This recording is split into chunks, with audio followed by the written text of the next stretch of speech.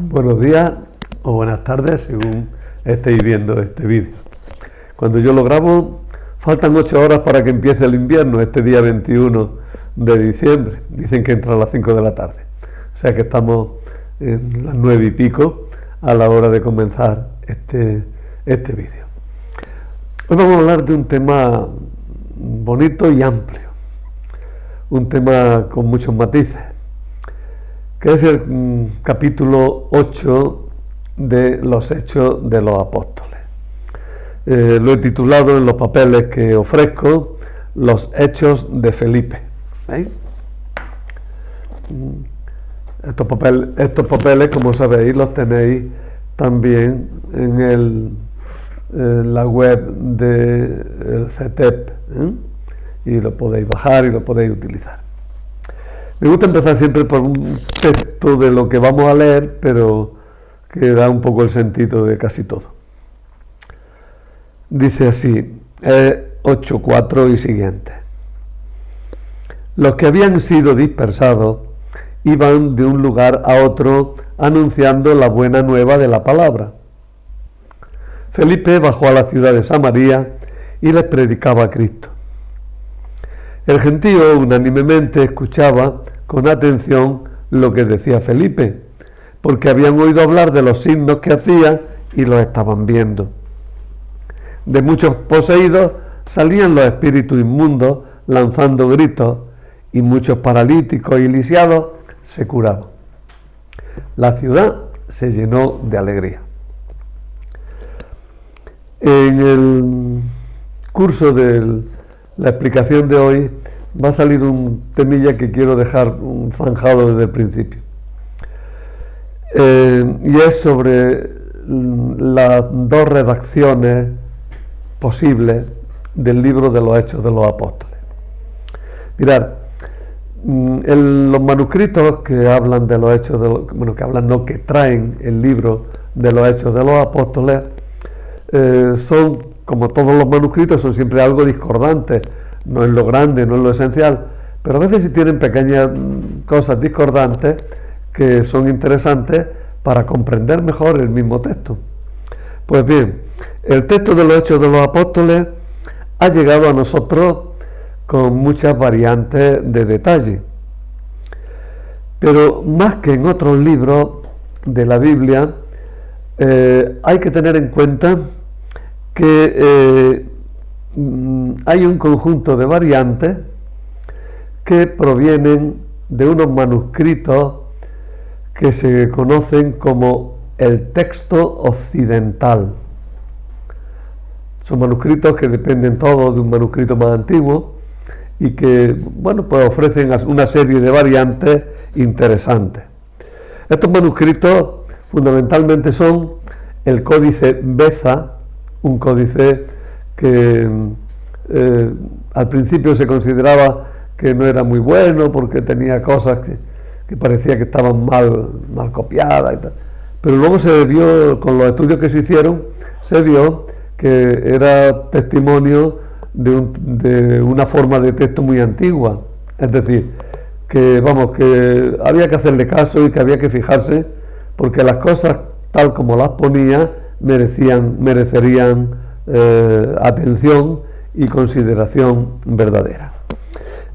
Aparte del Códice Beza, las versiones latinas antiguas, la siriaca, la copta, antiguos escritores eclesiásticos, pues recogen algunas variantes del texto que no están en nuestras traducciones actuales, que siguen la variante alejandrina. Por tanto, vamos a ver, el libro de los Hechos de los Apóstoles nos ha llegado en dos grandes redacciones: la redacción alejandrina y la redacción occidental. El libro es el mismo y tiene la misma historia y cuenta lo mismo y tiene la misma doctrina, eso no lo estamos discutiendo, pero sí tiene muchas veces cosas de detalle que son significativas y que hay que tenerlas en cuenta en las que difieren. En general, el texto occidental, que es el que estoy comentando un poquitín, es más breve, es decir, le faltan cositas que aparecen o detalles que aparecen en el texto alejandrino, pero por el contrario, también a veces incluye algunos detalles importantes que no están en el texto alejandrino. Incluye como notas como un poco que desarrollan la idea que está contenida en el texto.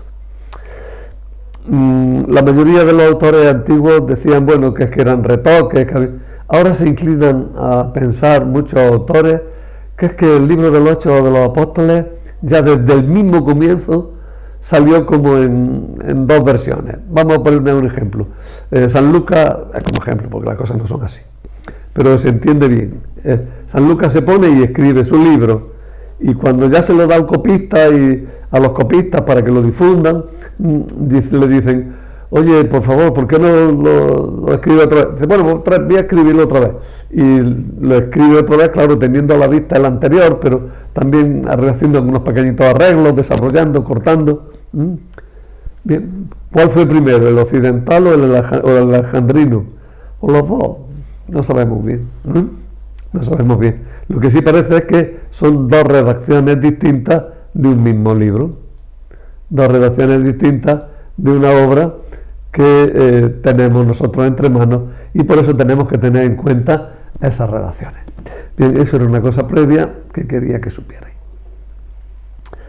El capítulo 8 de los Hechos de los Apóstoles es el capítulo que nos habla de Felipe. Los primeros versículos del capítulo 8, sin embargo, son la conclusión del anterior.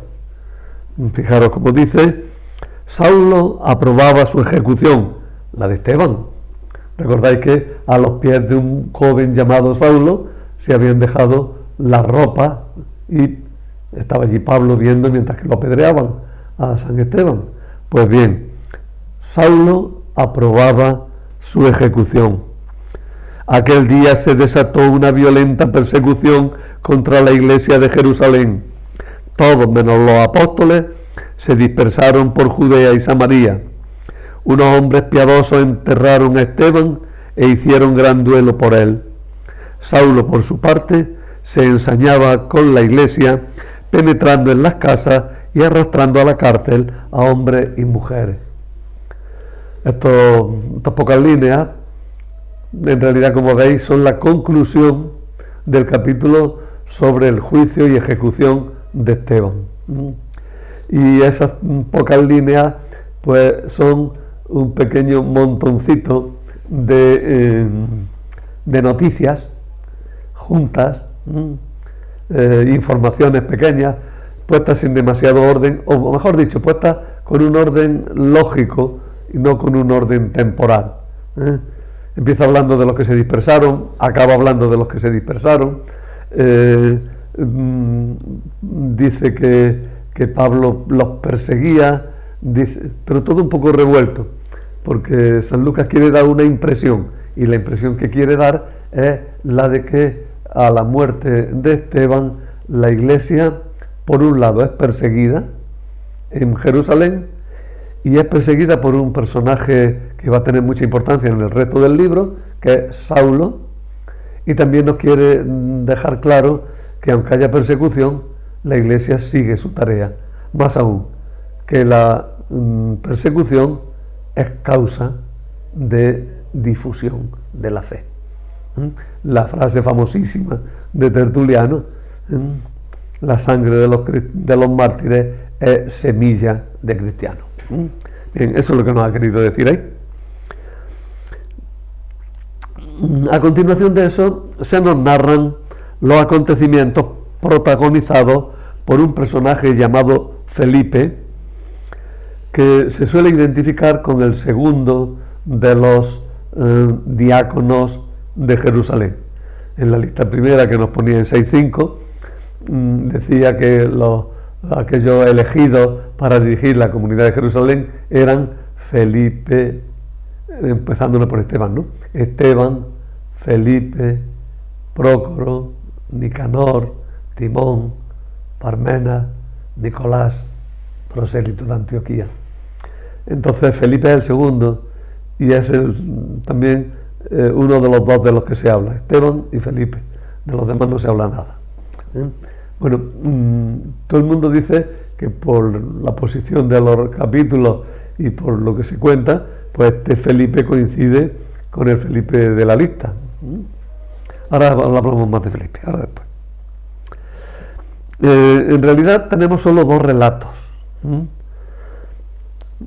Y a pesar de eso, se suele hablar del ciclo de Felipe. Ciclo es un conjunto de relatos sobre un personaje. Así en España podemos tener el ciclo del Cid, o el ciclo de Roland, o el ciclo de Lara, ¿no? Un ciclo es un conjunto de relatos o de poemas sobre un personaje. Aquí tenemos solo dos relatos. Me parece excesivo hablar de ciclo, pero los autores suelen decir el ciclo. Yo mismo he titulado esto Hechos de Felipe. Son dos relatos sobre Felipe, ¿no? Tampoco es un libro de hechos. Pero bueno, esas dos palabras, tanto ciclo como hechos, nos dicen que este capítulo 8 tiene una singularidad, y es que está centrado en este personaje llamado Felipe. El primer relato, además, tiene una prolongación que vuelve a poner en escena a los apóstoles Pedro y Juan, que vienen desde Jerusalén a Samaria a confirmar a los que ha bautizado Felipe. Entonces, ¿cómo se divide el capítulo? Es bastante fácil. Este capítulo no es de los complicados para dividir. Tenemos los primeros versículos, del 1 al 3, que nos hablan de la conclusión del relato de Esteban, hablándonos de la persecución de la iglesia. Esa persecución provoca que muchos cristianos se vayan, y entonces algunos de ellos van a parar a Samaria. Entonces el núcleo primero de este capítulo va hablando de el Evangelio llega a Samaria, y encontramos a Felipe que predica en Samaria, 4:8, 8:4:8, digo nada más que los versículos, todo el capítulo 8. En los versículos 9 al 13 aparece un personaje nuevo, se llama Simón, y es conocido como Simón Mago. Ahora hablamos un poquillo de él. Es un personaje que dio origen incluso a una palabra nuestra, que es la palabra simonía, que habla de la compra de los beneficios eclesiásticos.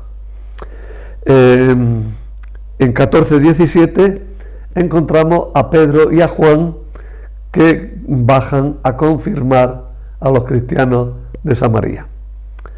En 18:24 reaparece otra vez Simón Mago, queriendo comprar los dones del Espíritu Santo. Y en 8:25 se cierra esta parte de Felipe en Samaria, hablando de que la ciudad se llenó de alegría y de que el Evangelio progresó allí.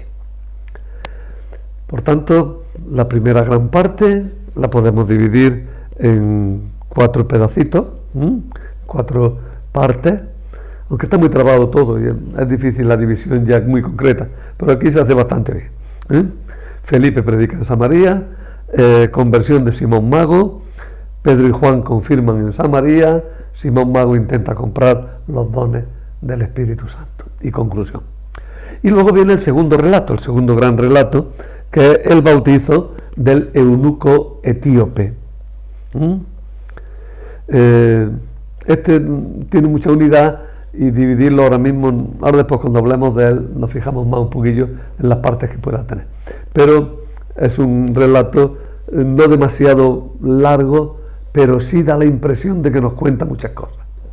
Está muy bien escrito el relato. Fijaros que tiene nada más que tiene pocos versículos, tiene 13 versículos, 14, y en esos 14 versículos nos cuenta una historia que ha dado muchísimo que hacer.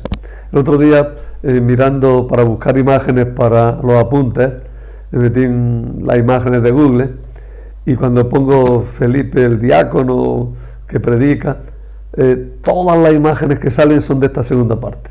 De la primera parte me deseé para encontrar 2 o 3. el relato del eunuco es muy sugerente y además parece que nos cuenta muchas cosas, aunque en realidad sea muy lineal y no cuente tantas. Ahora lo vemos. Y luego hay un versículo último que en realidad es una parte, porque aunque es breve, es un sumario y nos muestra a Felipe predicando por la región costera. Bueno, y una vez que hemos presentado el libro, ahora ya vamos a ir entrando. Lo primero es decir que la finalidad de este capítulo en la composición actual de Hechos es mostrar cómo el Evangelio rompe fronteras y se va abriendo paso para llegar a personas que no podían integrarse en Israel. ¿Acordáis que hablábamos al principio de los ciegos, de los cojos, verdad? Y ahora se nos va a decir, bueno, en el capítulo anterior hablábamos de los helenistas, que sí están integrados pero plenamente en Israel, pero que era una parte de Israel que había que destacar para decir que tiene una función importante en la iglesia. Y ahora, finalmente, tenemos dos aperturas. La iglesia se abre a los samaritanos y la iglesia se abre a los mutilados que no podían pertenecer al pueblo judío. La iglesia amplía, no tiene restricciones, en la iglesia caben todos. En la iglesia no hay personas que por razón de sus circunstancias físicas o sus condiciones sociales no puedan pertenecer a ella, como pasaba a veces con el pueblo, en el pueblo judío. Esa es la gran finalidad de este capítulo 8, tal como está integrado ahora en el relato. De paso, además de ese gran tema de la integración de samaritanos y eunucos o mutilados en general, aparte de esos dos grandes temas que llevan el peso del relato, aparecen también dos temas como de paso, pero son importantes. El primero es que el cristianismo no tiene nada que ver con la magia. Como los primeros cristianos le daban mucha importancia a los milagros, y como parece que en la primera comunidad como cristiana los milagros pues realmente fueron importantes, pues podía dar la impresión de que los cristianos eran como aquellos magos helenistas que hacían prodigios y que tenían una actividad pseudo religiosa pero muy aceptada por la gente. Pues bien, además, al acusar a los cristianos de magia, era una de las causas por las que se los condenaba muchas veces. La magia puede ser beneficiosa para algunos, pero en general se consideraba como peligrosa y perjudicial. Quizás me digáis que la magia es una tontería, que eso no llega bien, ¿vale? Pero también es verdad que el ambiente de miedo que creaba y la idea que tenía de que perjudicaba, pues la hacía digna de persecución, y la magia era perseguida. Y uno de los cargos contra los primeros cristianos en las persecuciones era precisamente la acusación de magia. Incluso al mismo Señor lo acusaron de magia, a Jesús. Algunas veces pues aparece que la condena de Jesús, los enemigos de la iglesia, los enemigos de Jesús, dicen que la condena de Jesús en parte había sido porque había actuado como un mago. Y a los cristianos se le acusaban de eso. Pues bien, en este capítulo, así como de paso, pero de una forma clara, se va a decir que los cristianos no tienen nada que ver con la magia. Y por el segundo aspecto que quiere destacarse es la relación del don del Espíritu Santo con el con el bautismo y la permanencia a la iglesia. tenemos como tres cosas: pertenecer a la Iglesia, don del Espíritu Santo, bautismo.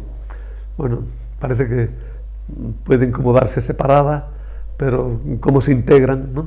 Para nosotros es muy fácil, es muy claro, ¿no?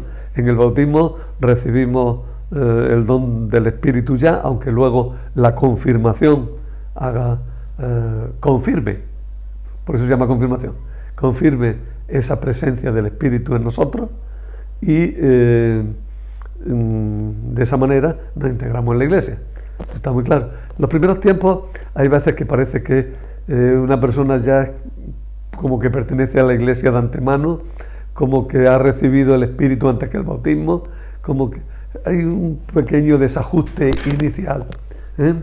Y bueno, en este capítulo se va a abordar un poco la relación entre las tres cosas.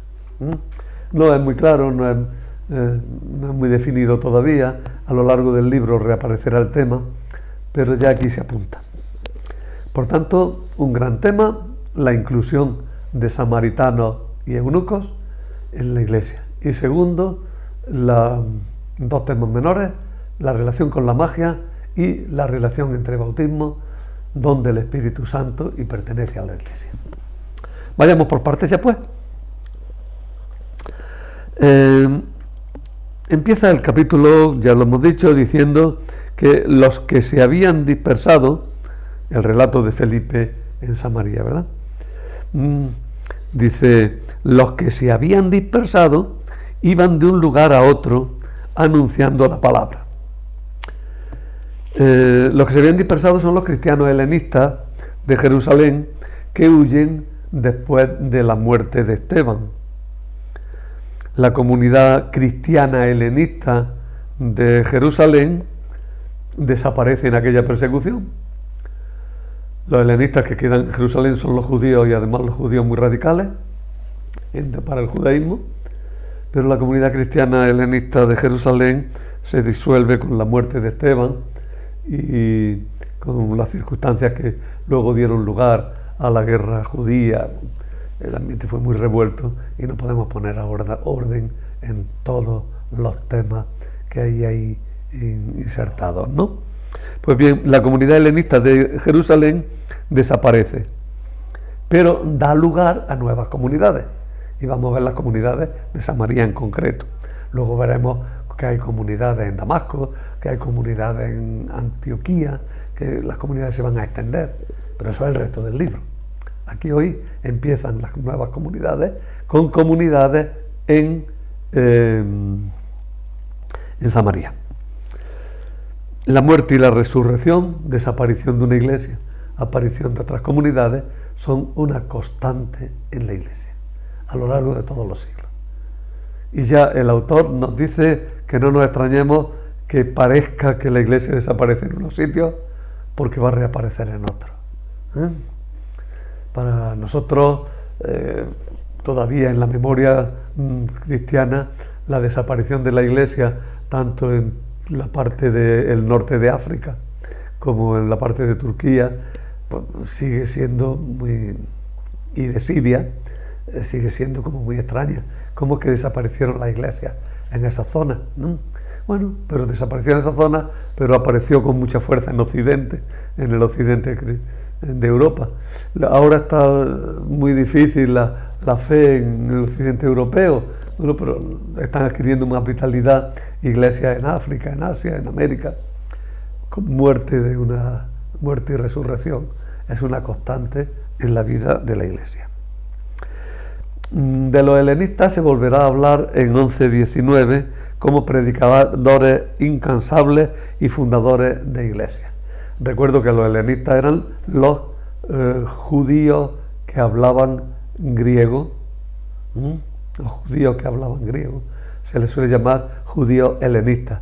Pues dentro de esos judíos que hablaban griego, los que se convirtieron al cristianismo son los cristianos helenistas de Jerusalén. Pero hay una peculiaridad que quiero volver a decir. Mientras que los que se hicieron cristianos eran muy abiertos a nuevas formas de pensamiento y de práctica, los que permanecieron en el judaísmo fueron muy radicales en el ambiente judío. Y así veremos que Pablo, que en realidad es un helenista convertido al cristianismo, se verá perseguido especialmente por los helenistas judíos, pero eso después. Ahora estamos todavía empezando.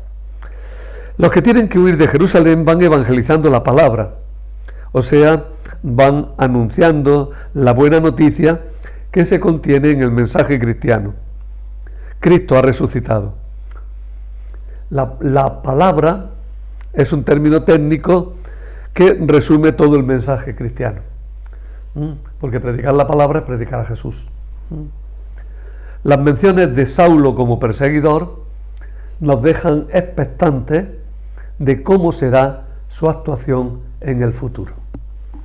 No me pongo a hablar todavía hoy de Saulo. Bastante tendremos el próximo día, que tendremos que empezar a hablar de él, y luego ya pues, todo el libro de los Hechos. Desde el capítulo 9 hasta el 28 estará lleno de noticias sobre Pablo. Ahora acaba de aparecer. Aparece en el capítulo 8, muy brevemente, se nos apunta, pero nos deja con el interrogante. ¿Y qué va a hacer? ¿Por qué lo nombra? ¿A qué viene este personaje? Porque además da detalles de él tan concretos. Bueno, eso es en la narración. Un poco todas esas respuestas las tenemos. Nos habla de antemano de Pablo para decirnos que va a ser un personaje importante. ¿Quién era Felipe? Vuelvo un poquitín atrás, ya dije algo antes, pero voy a insistir y vamos a desarrollarlo. Felipe no es el componente del grupo de los 12 nombrado en los Hechos 1:13, cuando nombra la lista de los 12 apóstoles, los 11 en aquel caso, porque faltaba Judas Iscariote ya. Bueno, por tanto, Felipe no es, parece ser, sino el miembro del grupo de los 7 nombrados en 6:5. En realidad, este Felipe que aparece aquí solo aparece en dos veces, aparte de la lista. Aparecen dos grupos de relatos. Aparece en el capítulo 8 con estos dos relatos que hemos dicho de la predicación en Samaria y del bautizo del eunuco, y luego al final del libro, en el capítulo 21, se nos dará una noticia acerca de él, diciendo que vivía en Cesarea y que tenía 4 hijas que profetizaban. Ya cuando llegue el capítulo 21 hablaremos de ella. Felipe debió tener importancia en la primitiva comunidad, aunque se han transmitido pocas noticias acerca de él. Pero como veis, aunque sean pocas, son intensas y han permanecido en el recuerdo. En la tradición cristiana, este personaje luego se identificó con el miembro del grupo de los 12. A ver si me aclaro. Mirad, aparecen varios Felipes. Aparece Felipe en la lista de los apóstoles, aparece Felipe en la lista de los 7, aparece este Felipe que predica en Samaria, y el Felipe que convierte al eunuco, que se queda a vivir en Cesarea y que tiene 4 hijas que profetizan. ¿Son todos esos Felipes el mismo o son distintos? Parece que hay 2, el de los 12 y el evangelizador. Delante le llamaremos el apóstol Felipe, al de los 12, y Felipe el evangelizador, o Felipe el diácono, en este caso de este personaje que hablamos aquí ahora. Sin embargo, en el recuerdo tienden a unirse los personajes. No queremos tener muchas personas porque eso no es mucho lío. Entonces en el recuerdo cristiano, en la misma tradición cristiana, los 2 Felipes se unieron. Y el Felipe del que se habla aquí, muchos padres y muchos predicadores antiguos lo identificaron con el apóstol. Pero este Felipe apóstol tiene cierto protagonismo en el Evangelio de Juan, donde intervienen 4 relatos. Y, por ejemplo, en 12:21 es el que introduce a unos griegos para que hablen con Jesús. El mismo nombre de Felipe es un nombre griego. Por tanto, se nos está diciendo de alguna manera que Felipe, el apóstol, el de los 12, pertenecía también al grupo helenista. Por eso es difícil establecer diferencias entre estos personajes. Dentro del Evangelio de Juan, algunos, como Felipe Ramos, lo identifican con el discípulo amado, pero eso sí que es verdad que merecería la pena tratarlo más despacio hablando del Evangelio de San Juan. A Felipe se le atribuyeron también algunas obras de grupos cristianos marginales. En concreto, hay varias, pero en concreto hay un evangelio copto de Felipe, que es de tipo gnóstico, es rarísimo, pero que tiene bastante importancia para conocer la iglesia primitiva y las circunstancias en las que se transmitieron las tradiciones sobre el Señor. Bien, la ciudad de Samaria. Se nos dice que Felipe llegó a Samaria. Samaria, en la región central de Tierra Santa, tenía una ciudad que se llamaba Samaria, pero en la época de Jesús esa ciudad ya no existía. La ciudad había sido totalmente destruida y reconstruida algunas veces. En la época de Jesús, Herodes había reconstruido la ciudad sobre nuevas bases y la llamaban Sebaste. Por tanto, decir la ciudad de Samaria pues puede referirse a Sebaste, pero también puede referirse a alguna otra de las ciudades de la región samaritana. Sebaste significa Augusta, es lo mismo, en latín es Augusto, en griego es Sebastos. Por ejemplo, y por eso, fijaros, curiosamente Agustín sería el nombre en latín y Sebastián sería el nombre en griego, pero sería el mismo nombre, porque ambos serían referidos a Augusto. Bueno,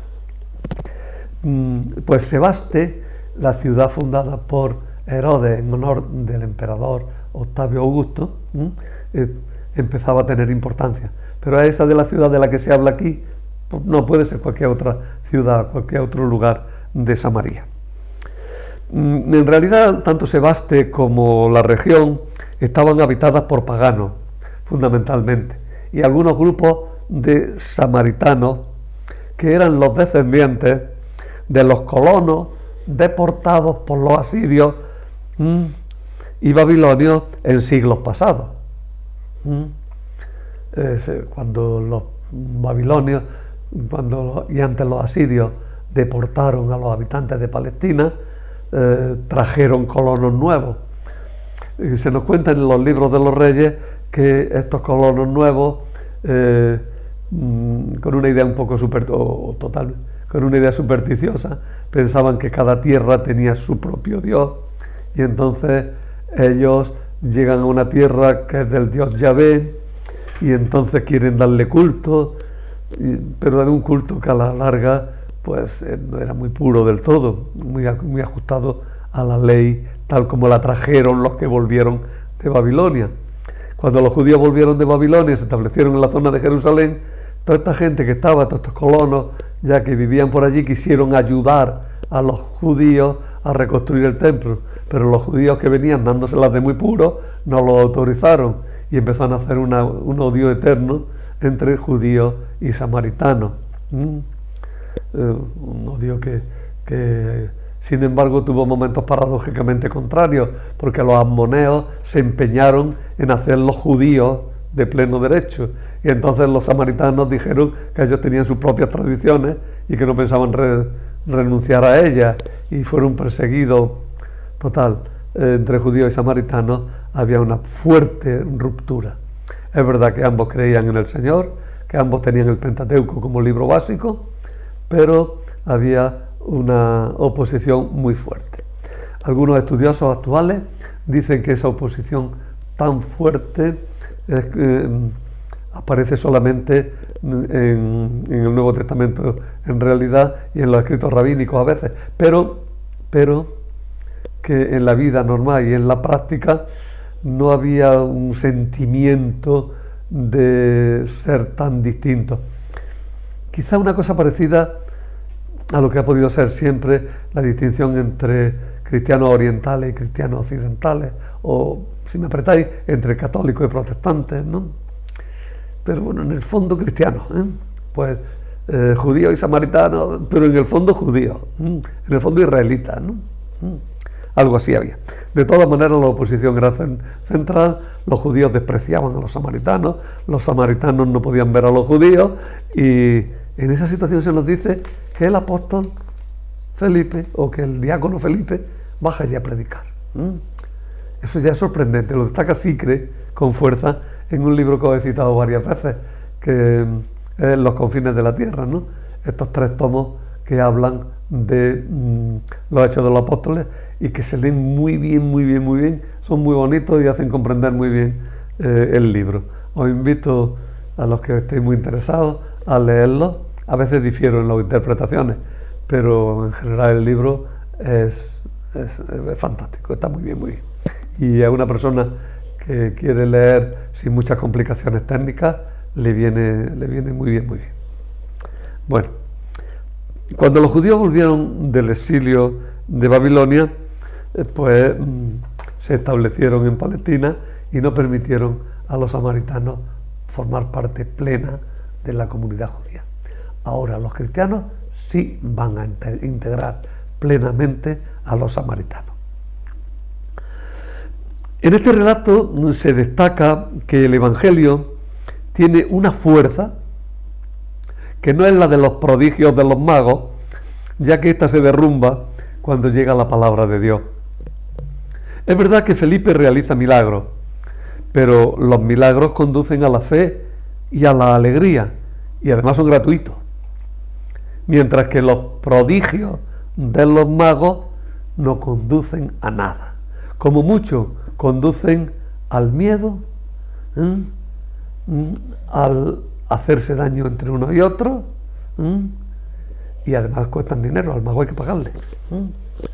El mago exige unos honorarios muy concretos, y a veces intenta hacer prodigios en contra de las personas. Los milagros siempre son a favor de las personas. Con el relato sobre Simón Mago, dividido en 2 partes, se advierte de un peligro para la comunidad: convertir la fe en un medio para tener problemas sobrenaturales que se pueden comprar con dinero. O sea, un cristianismo mal entendido, una fe mal entendida, puede derivar hacia posturas mucho más cercanas a la magia que a un verdadero cristianismo. Y es un peligro. Y tenemos que tener mucho cuidado de no caer en esas magias.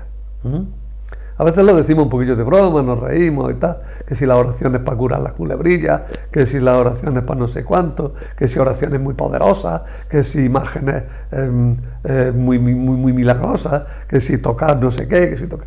Mirad, todas esas cosas son muy cercanas a la magia, y eso es un peligro para la fe, y hay que tener cuidado de no convertir la fe en una postura de magia. Hay que tener mucho cuidado. Aquí se nos advierte de eso. Son los milagros los que conducen la fe a la fe, y no la fe la que sirve para dar poder. Claro que es un matiz muy distinto. La fe nos hace poderosos, pero nos hace poderosos en un plano muy distinto, en un plano mucho más alto. La fe nos hace poderosos porque nuestra vida tiene capacidad de cambiar el mundo. Pero no es porque tengamos poderes y artes de vivir lo que como los de Harry Potter. Es muy distinto, una cosa que no tiene nada que ver. Segundo, la incorporación de los samaritanos a la fe no fue un hecho sin trascendencia. Ya he dicho que judíos y samaritanos se criaban. Ahora los cristianos van a incorporar a los samaritanos. Y eso es importante. Porque supone una nueva concepción de la Iglesia y una primera ruptura con el judaísmo oficial. Por eso el bautismo no adquiere toda su validez hasta que la Iglesia de Jerusalén no lo confirma con la imposición de manos y el don del Espíritu Santo que implica. Por eso Pedro y Juan constatan que los samaritanos pueden ser incorporados a la Iglesia e invocan sobre ellos al Espíritu Santo. El apóstol está ya, el autor de Hechos, me parece que ya se está preguntando por el tema de la confirmación. El sacramento de la confirmación, y esto ya es una nota doctrinal, el sacramento de la confirmación se administraba en la Iglesia al principio totalmente unido al bautismo, como todavía se hace en la Iglesia de Oriente. En Oriente la confirmación no está separada de la ceremonia del bautismo. Al que se bautiza, se le unge inmediatamente con el Santo Crisma, imponiéndole las manos, con el sentido de confirmarlo. Sin embargo, en la Iglesia occidental pasó una cosa. Cuando empezaron a entrar muchos, empezaron a ser bautizados muchos, y entonces los obispos se reservaron la confirmación. Y entonces se separaron los dos ritos, el rito del bautismo y el rito de la confirmación. Quedaron separados. Pero en realidad siempre fueron dos sacramentos, solamente que en un primer momento estaban unidos en una sola ceremonia y ahora están separados en dos ceremonias en Occidente. La situación que nos presenta los Hechos de los Apóstoles es de un primer momento de separación. Primero bautiza Felipe y luego confirman los apóstoles. Bien, esa es la forma como lo presenta el autor de los Hechos de los Apóstoles. Quiero destacar también otra cosa, que en esta ocasión Pedro tiene un papel relevante, como siempre que hay algo importante en la primitiva Iglesia. En realidad es uno de los últimos actos relevantes que vamos a ver en Pedro, antes del grande, que será precisamente el de la conversión de Cornelio. De ese hablamos ya después, cuando llega el momento que está para llegar.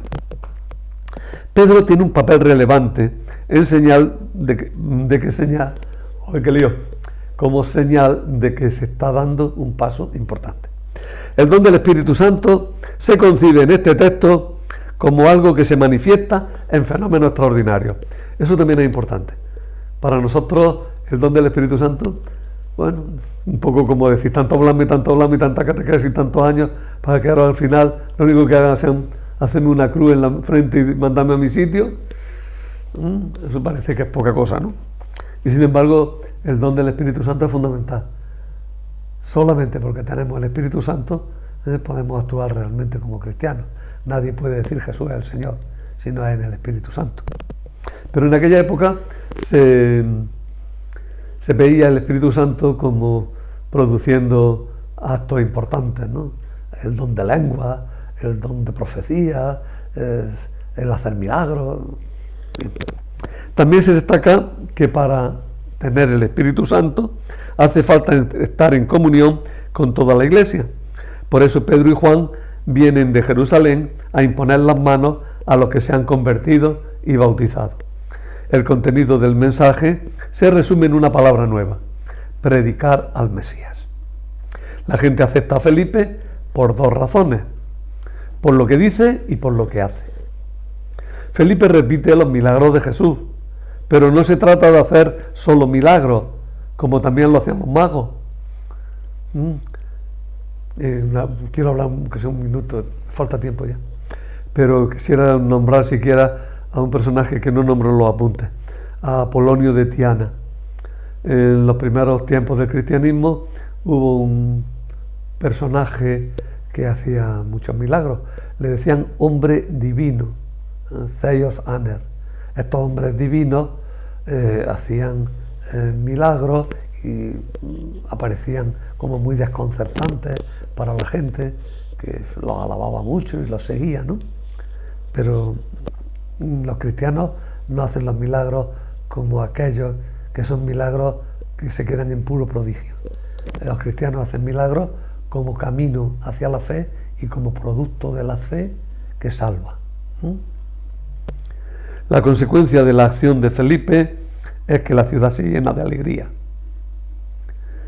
El final es la alegría y es hacia donde se va. ¿Quién era Simón Mago?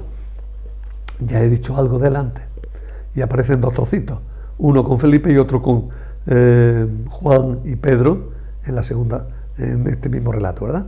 Como partido en dos lo que se dice de Simón. Simón Mago solo aparece en el Nuevo Testamento aquí, aunque luego los padres, desde Justino, lo consideraron el fundador de una secta herética. Pero el libro de los Hechos de los Apóstoles parece que se inclina más bien a afirmar que se convirtió de verdad, que se arrepintió de su mala intención o de su mala idea y que aceptó el cristianismo de verdad. Eso es lo que da a entender el texto. Pero la Iglesia quedó como símbolo de algo que no funcionaba. No se dice cómo era la magia que practicaba. Probablemente porque consistía en una serie de trucos y de acciones que hacían que la gente le atribuyera un poder divino, fórmulas mágicas, productos mágicos, filtros amorosos, venenos más o menos disimulados que hacían daño, medicinas más o menos fantásticas para curar lo incurable. Intentaban ahí hacer cosas de esas, ¿no? Es lo que muchas veces decimos de personas que tienen poderes, ¿no? Bueno, en aquella época entre los paganos había personas a las que se les atribuía poderes extraordinarios y se les llamaba hombres divinos. Simón se presentaría como poseído por Dios mismo, por lo que él se titulaba la gran potencia, el gran poder. Sin embargo, cuando llega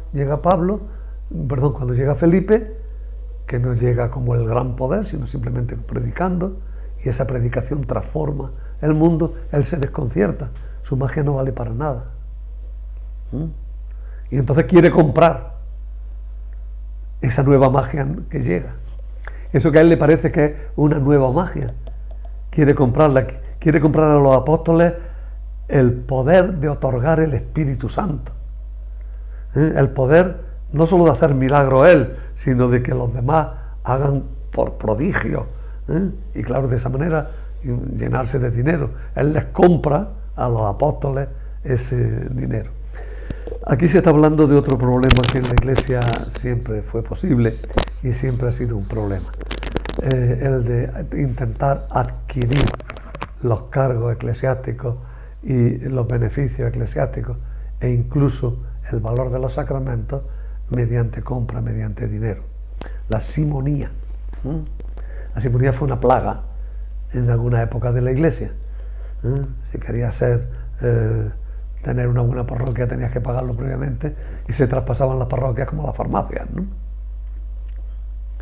Y se traspasaban los episcopados a base de influencias pontificias, ¿no? Y reales y del noble, y se compraban y se manejaba mucho dinero, ¿no? En los países musulmanes que tenían muchos cristianos, muchas veces la única manera de llegar a obispo era comprarle al sultán el nombramiento, ¿no? En la simonía siempre ha sido una plaga y siempre ha habido que luchar contra ella. Bueno, el mensaje cristiano se designa como la buena nueva del reino de Dios o el nombre de Jesucristo. El segundo relato, me salto un pedazo fuerte, pero es que estoy pasadísimo de hora. El segundo relato destaca algo fundamental.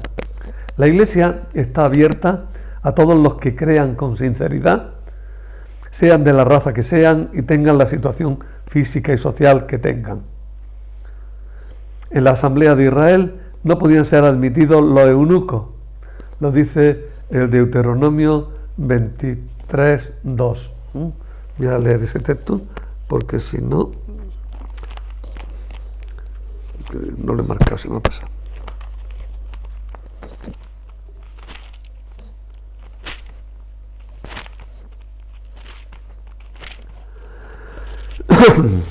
(23:2) donde dice: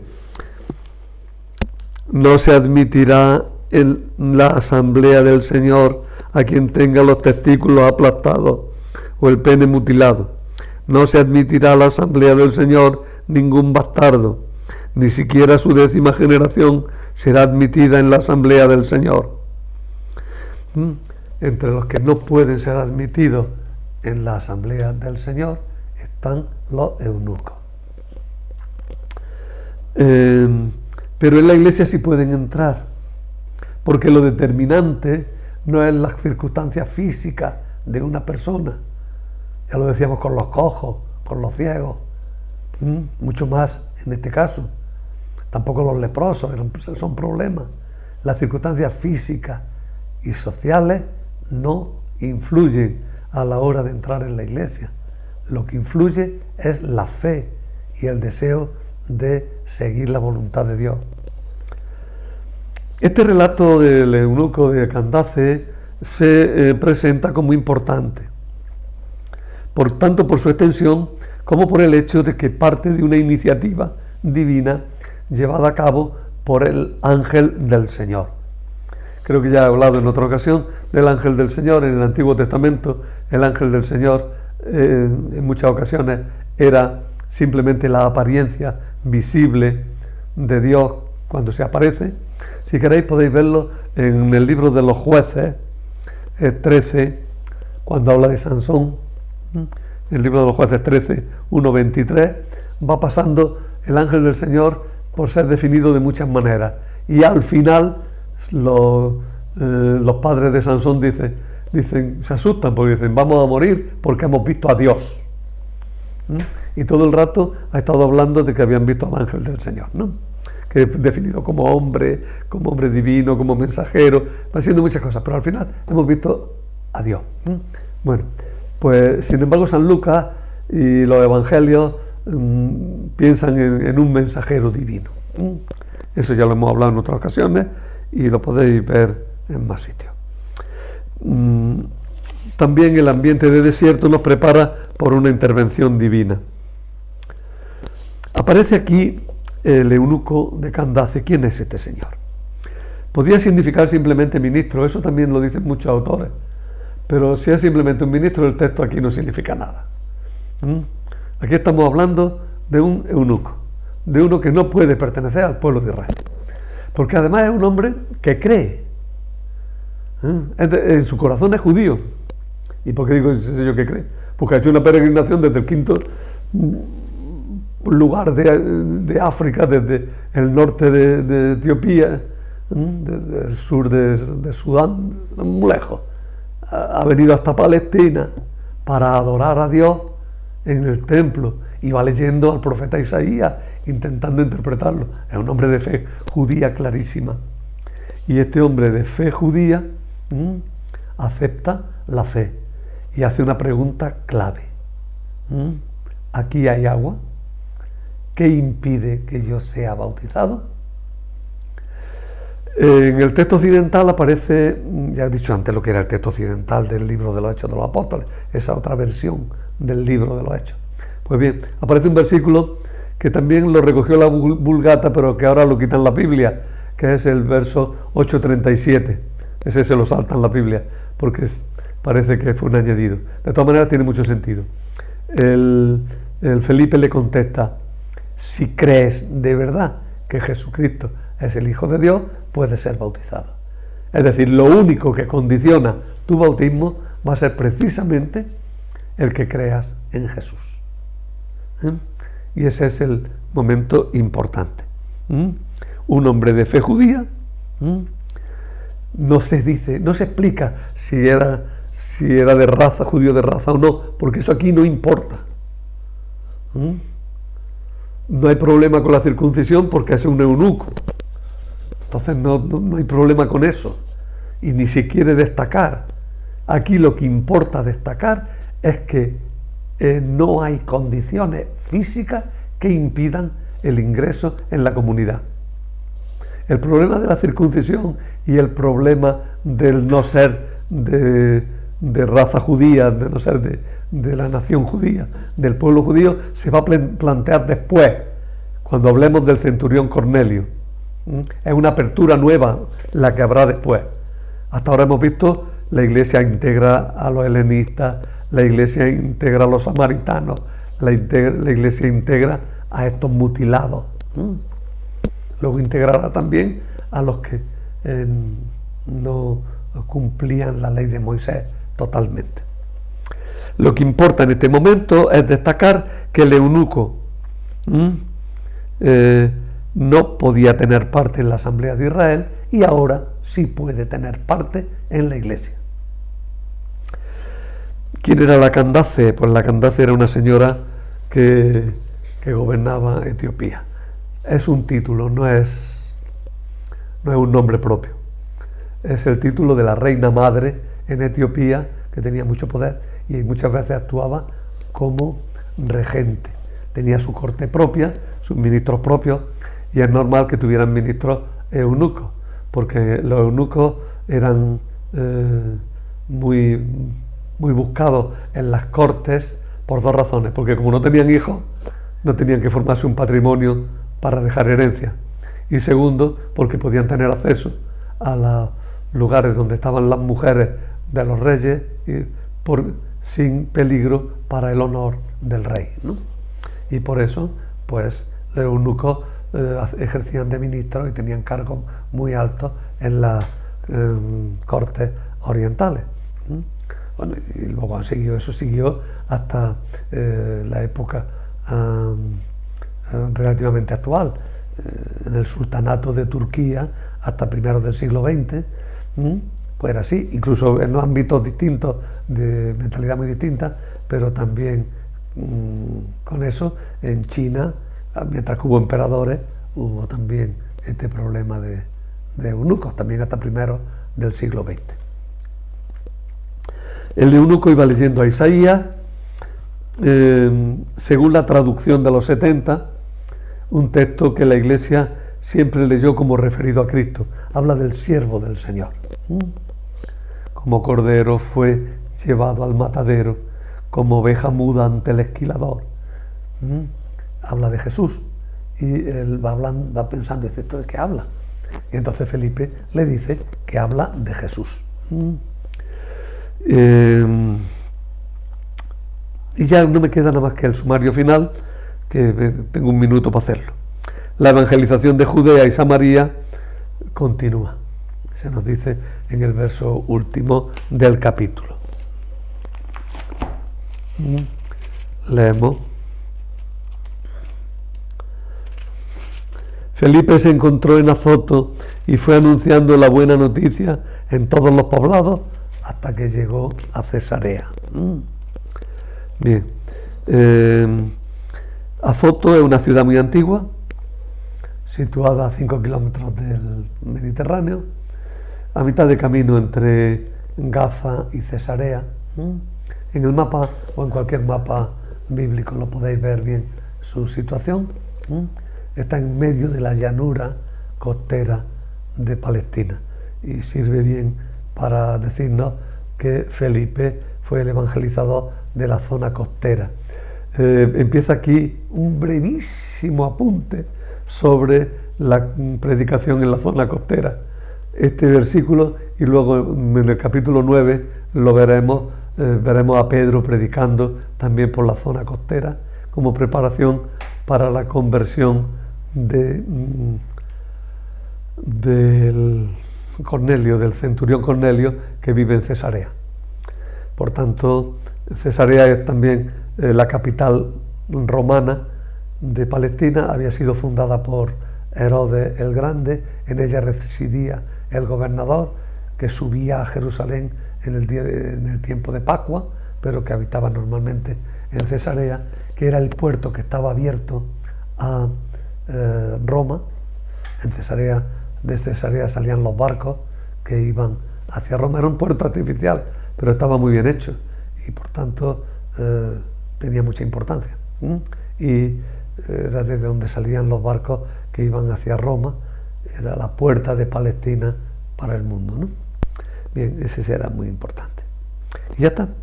Me he dejado muchas cosas de lo que tengo en los apuntes, No obstante, creo que os he dibujado bien este capítulo. Resumo en 3 palabras o 4. Persecución de los cristianos, que culmina el capítulo 7. Conversión de Samaria y polémica sobre 2 cosas. Sobre los magos y sobre la función de la confirmación y conversión y aceptación en la Iglesia de los samaritanos. Y por otra parte, el segundo relato, el último relato, conversión y aceptación en la Iglesia de los mutilados, de los que no podían pertenecer por esa razón al pueblo judío. El final es que la Iglesia se sigue extendiendo. Persecución, extensión de la Iglesia. Y nada más, este es el final del capítulo.